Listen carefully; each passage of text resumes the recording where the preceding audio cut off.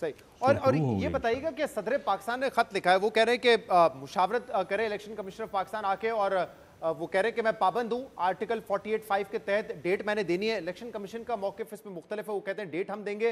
ये तो बहरहाल आइन कहता है ना कि डेट जो है वो सदर पाकिस्तान ने देनी है। बेशक आप लोगों ने एक इलेक्शन एक्ट में तरमीम की हो और उसके तहत आपने कहा है कि election commissioner of Pakistan date देगा, लेकिन आइन तो बालातर है, डेट तो आइन के मुताबिक सदर पाकिस्तान नहीं देनी है। नहीं, वो आइन की जो है वो तशरीह गलत करते हैं प्रेसिडेंट साहब।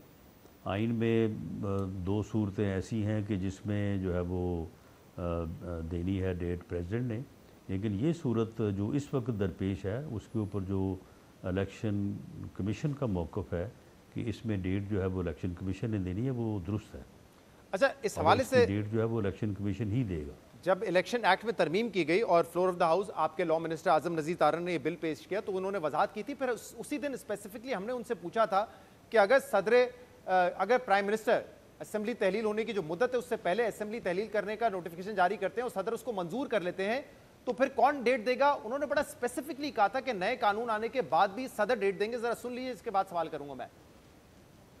जहाँ पे आईने पाकिस्तान खामोश है और इब्हाम है, वहाँ पे क्लैरिटी के लिए कर दिया मुझे गया। एक जो आर्टिकल 48(5) है वो तो बड़ा क्लियर है कि अगर president on the advice of prime minister assembly dissolve करते हैं तो फिर प्रेसिडेंट डेट देंगे। तो यानी कि अगर 13 तारीख तक ये असेंबली की मुद्दत है, उससे पहले हुकूमत फैसला करती है कि हमने नेशनल असेंबली डिसॉल्व करनी है, प्रेसिडेंट अप्रूव कर देते हैं उसको, तो फिर उस सूरत में आइन के मुताबिक प्रेसिडेंट ही डेट देंगे। ऐसा ही है? बिल्कुल बिल्कुल प्रेसिडेंट देंगे, क्योंकि सब्जेक्ट टू कॉन्स्टिट्यूशन ये अमेंडमेंट की गई ना, क्योंकि कोई भी लॉ जो है वो कॉन्स्टिट्यूशन में दिए गए तरीकेकार को जो कि वाजे हो उसको बदल नहीं सकता सब कॉन्स्टिट्यूशन लेजिस्लेशन।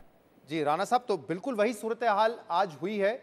वजीर आजम की एडवाइस पे सदर पाकिस्तान ने असेंबली डिसॉल्व की और आपके लॉ मिनिस्टर जिन्होंने ये बिल पेश किया था वो कहते हैं सदर ही तारीख देंगे। सदर ही तारीख देगा, लेकिन on the advice of the prime minister देगा। कौन सा प्राइम मिनिस्टर जो चला गया या जो केयरटेकर है? वो बुरुए कार नहीं ला सकता। जो चला गया है उसकी एडवाइस हो या केयरटेकर की हो, on the advice of the prime minister देगा। ना तो ये बात लॉ मिनिस्टर कर रहे हैं, ना ये कहीं दर्ज है कि जो चले गए प्राइम मिनिस्टर वो भी दे सकते हैं एडवाइस, और जो मौजूदा है नहीं, आप मुझे बताएं ना कि सदर जो है, सदर सुन लेना, सदर जो है वो जहाँ पे एक आइन में लफ्ज़ इन हिज डिस्क्रिशन है, उसके अलावा वो हर काम के लिए एडवाइस का पाबंद है।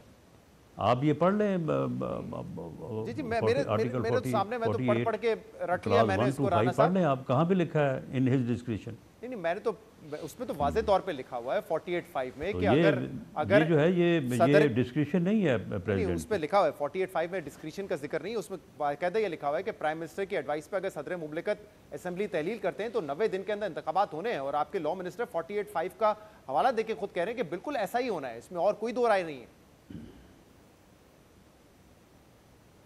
नहीं ऐसा नहीं है, लेकिन प्रेसिडेंट ने on the advice of the जो है वो प्राइम मिनिस्टर करनी है तारीख। मगर अगर प्राइम मिनिस्टर ने एडवाइस नहीं किया तो फिर इलेक्शन कमीशन ने करनी है।